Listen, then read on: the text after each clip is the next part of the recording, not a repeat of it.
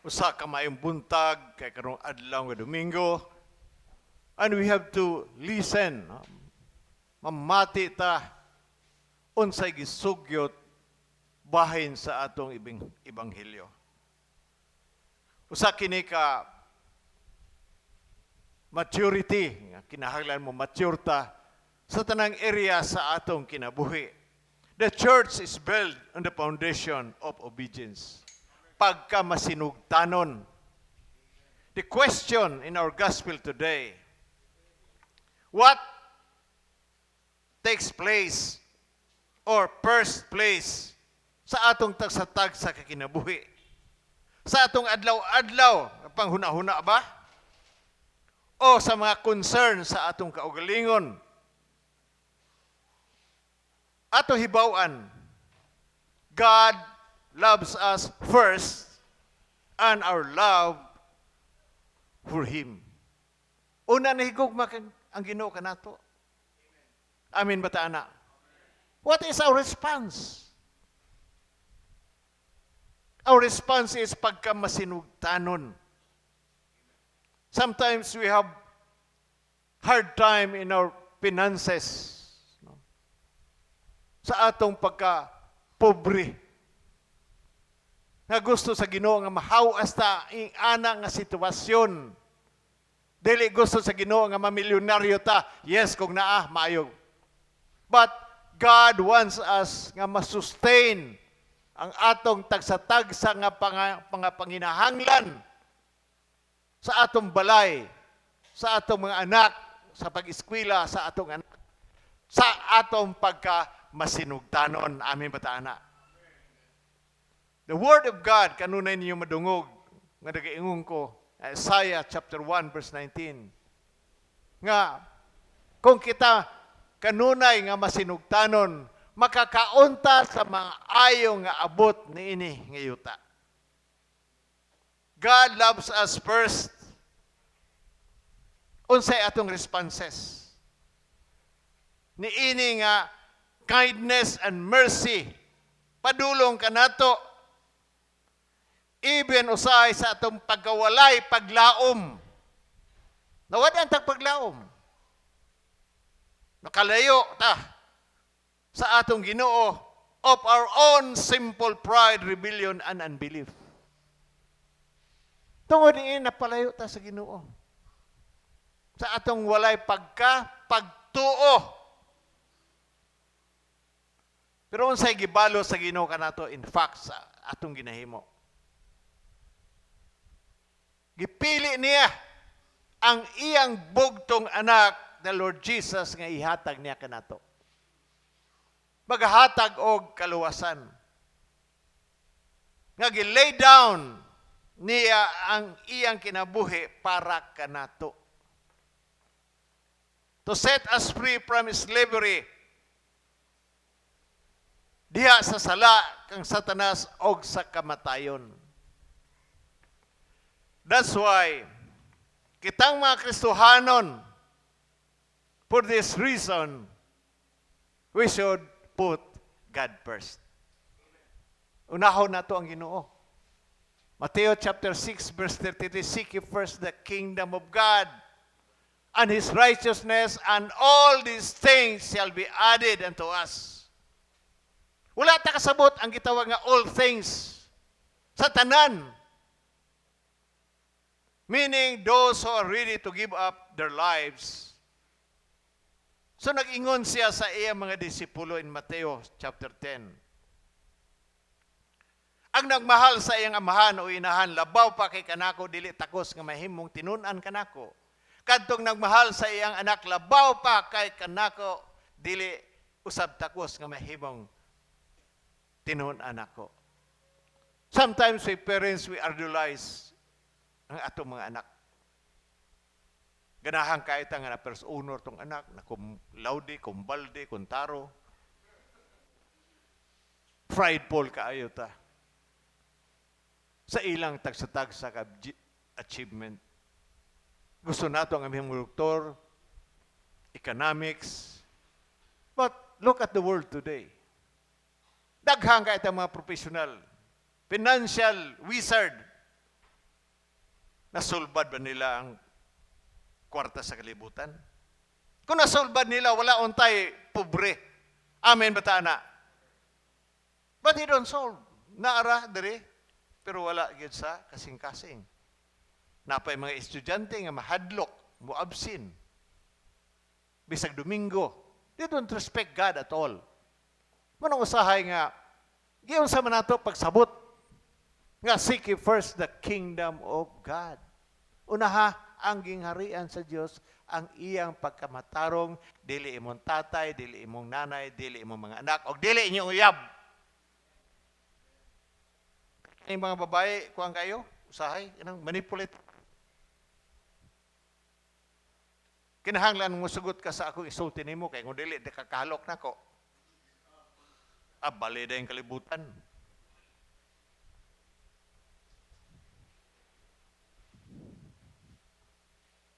Those are things.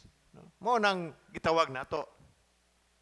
That's why Jesus commanded His disciples nga ihatag nila ang ilang undivided loyalty and love above else. Amin ba ta na? Being a follower of Jesus means that He has to be the number one things in our lives, not even sa akong gisulti kanina. Our wife, husband, children, not even our family. Somebody teaches nga ang pamilya una kuno sa tanan. Then that is a violation of the principle of God. Anong unahon na ito ang pamilya? Yes, if we seek God first, God reminded us nga masettle na to ang tagsa-tagsa ka mga sitwasyon sa atong tagsa-tagsa ka pamilya. Amin ba ta na? Why? Because we are serving God. Miski usay nakalabanit na atong mga anak, pero kung nag-alagad ta sa Ginoo faithfully, the Word of God says, God will never leave us nor forsake us. Asa naman ang pulong?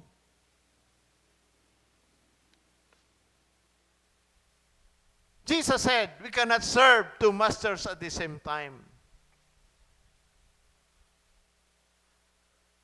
We have to make choices.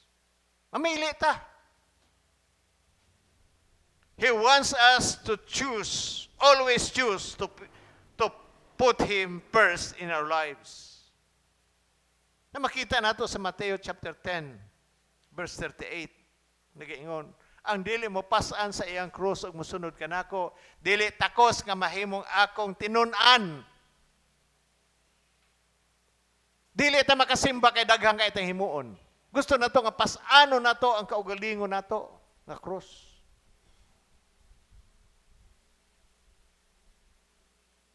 We want to solve our problems ourselves. O gitawag ta sa Ginoo ana nga dili ta mahimong iyang mga tinun-an.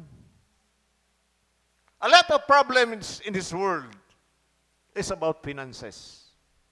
Mudil ko gamay ani. Gusto maka nato nga dili ta makalisod-lisod. Gusto ba nato na o dili? Gusto.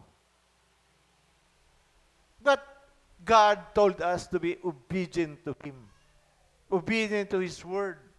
Nagkasya ihatag ninyo ang inyong ikapulo. Mauni to save us in our poverty. Makahawas na dani nga kapobrihon. Wala mo ingon nga nahawas ka o niya mahimo kang milyonaryo kay naghatag ka sa imong ikapulo. No. It doesn't say that. Tungod sa dili nato pagkamatinud-anon, that's why we have a lot of problems. God said, I will open up the windows of heavens to pour out thy blessing. Panalanginan ta sa Ginoo kung nagmasinugtanon ta. O ibubo niya ang tanan nga panalangin na siya, I will not allow Satan nga magsinamok sa inyong finances, magsinamok sa inyong pamilya. Na ay protection ni ini.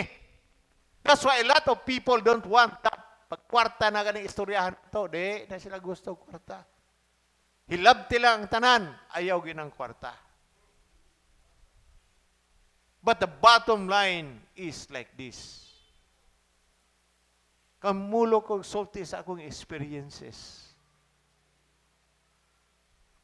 Nag-transfer ko og residence. In fact, atong last week Friday, dito namin natulog sa Anakan. Kalandrakas pa ang mong sitwasyon dito. Pero gikalimtan ba ko sa Ginoo? No.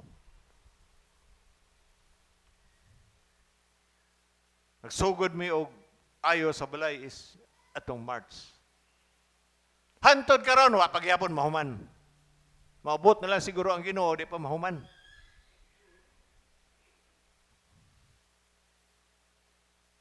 But God's faithfulness. Kapag ni adere mga estudyante. Mingon mga estudyante raman ko murag dili may ka hatag. Unsay imo madawat ato nang ihatag para sa Ginoo. Ayaw gyud paglaog-laog. Kaya usahay ang tithe na to atong ipalit og telebisyon, bugas, unsa ba diha, pagkaon, pagkahuman na gikalibang, wa kay gitanom. Ang imong tae mo imong gitanom pero di man mo tubo. Those are things nga makapahimo nato nga gisugot nga kinahanglan magmatinud-anon. Everything we forsake in our life to follow Him. Sunod ta. Nakita nato sa tumiagi nga mga ebanghelyo nga mga tinunan ni Jesus and learn. Ambot kung kamao ba ito sila sulat. Manaragat. Walay hanaw sa pagsangyaw. Pero unsay nahitabo? They were available. Amin bataana. Ang atong gikanta kaniya, grabe nga kanta. Oy. I pray to God that God will touch your hearts and the anointing with God be upon your life. Dili ito basta kanta. Kundi para to kanatong tanan. Everything we forsake in our lives to follow Him. If we follow Him, He told us He will never leave us nor forsake us. Jesus said that if we desire to keep our life and not to follow Him, we lose all that we are living for. Usay, morning kontra sa mga artista. Fame, gusto mo sikat. Popularity, gusto mo sikat gyapon. Kwarta, nahimo man nato kung natin kwarta. Happiness, gusto ta malipay. Pati man ini, nailuna ang Ginoo sa atong tagsa-tagsa kakasing-kasing. All of these things are one breath from being God, gone. When we live for Jesus, the things that we live will last for all eternity. Ang atong himuon nga ron nga unahon ng Ginoo, mao kini ang gitawag nato nga panglangitay na niteng. Wa patay langit na experience, but we experience heaven in our its heart sa atong tagsa-tagsa kakinabuhi. The question is, have we led our lives to follow Jesus? Ato bang gihatag ang atong kinabuhi nga magsunod diha kaniya? Follow Jesus, make a choice, regardless of what others say. Di na lang ko magsimba diha, di na ko mag-born again kay mauwaw ko. Choices nato na, regardless what others say. Do we really believe that we'll find life when we lay down all to Jesus? Asa man ta padulong? kitang ni adari. Be reminded nga Jesus is number one in our lives. Unahan ninyo ang Ginoo. Mo naglisod. May mo bisag kay full-time mo. Wala mag-ingon na Ginoo nga seek ye first the kingdom of God that you are full-time.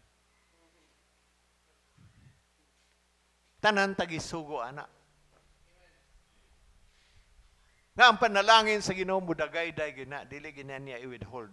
What He has promised, He will fulfill. Today, notice or keep your eyes or even open your ears. This time, that you would put Him before other things in your life. Unahan yun ninyo ang Ginoo. Ako, balik ko sa finances, kaya daghan naglisod. Pero, faithfully are you giving your tithes and offering? This is a question. Nga atong tithes and offering, di na makahimo og simbahan. To tell you frankly. But that is for your own family. Para na sa inyong pamilya. Dili na sa uban. O dili i-allow sa Ginoo nga magsinamok si Satanas sa inyong tagsa-tagsa kasitwasyon. If we follow God, obey His voice.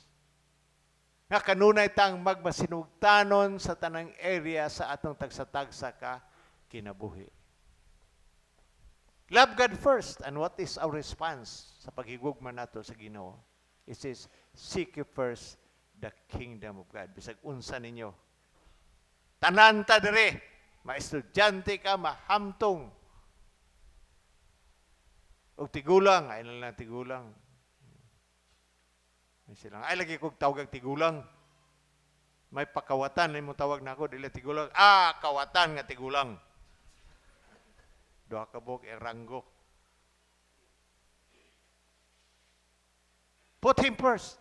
Mura yun ay sekreto. Walay lain sekreto sa atong pagpangalagat sa Ginoo kundo unahon nato ang gitawag nato nga ang Ginoo nga atong mangluluwas. Try this. Testingin lang ninyo ni. Neglect in giving your tithes and offering and you will prosper. Ing nako kung bakakon ko. Nga naghatag kasi mong tithe, wala kadayon mapanalangin eh. Bag-o ka pala nagsugod ting. Basig sunod tuig pa na mo, tubo o mamunga. Dili na karon. Kaya mo pa yung pagsugod. At the age of 7, nagsugod ako, anak. Pasalamat ko sa mong ginikanan nga mo nagibili na mo. Paghatag. And I maintain that. I don't know kung na-maintain ba sa uban ako mag-isuon. Pero kung nag-maintain ko, anak. Uban ako mag-isuon, bisap, daghan lagi ko kay mga sakit ay naghatag ba sa imong tithe? Kaya apil man na. Tinahalap lagi akong mata. Inahalap yun na. Kay lahi mo yung pananaw, di mas sa Ginoo.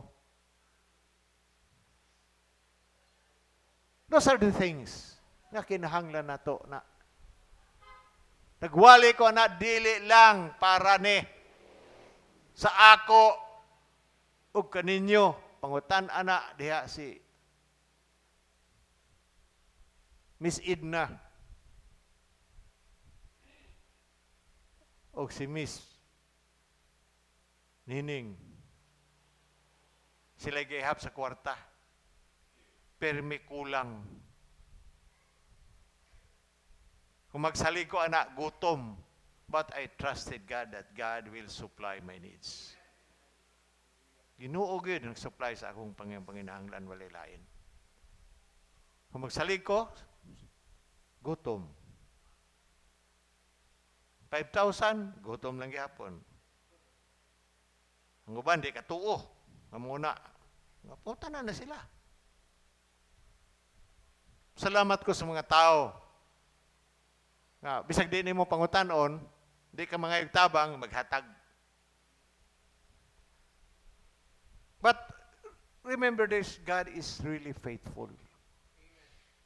Seek ye first the kingdom of God. Unahan ninyo ang Ginoo og sa iyang pangamatarong og ang tanang butang iyang igadugang. Tanang butang iyang igadugang diha kanimo. In our service with God, in our tithes and offering, in the ministry that God has gihatag sa Ginoo kanato, kung matinud-anon ba ta ana nga area. Di ta mataranta, usahay mataranta ta, nga siruhan ka dito sa klase. Don't be afraid with that. Kinahanglan nga naatay time management sa atong pag-eskwela o pag-alagad na to sa atong makagahong nga Diyos. Pagka masinugtanon, importante na sa atong tagsatag sa kaginabuhi. Amen ba ta na? Mao ka ng Ebanghelyo, gihangyon tanan sa pagpanidog. Right? Atong katahon tong isa ka kantare. Itong gani ha.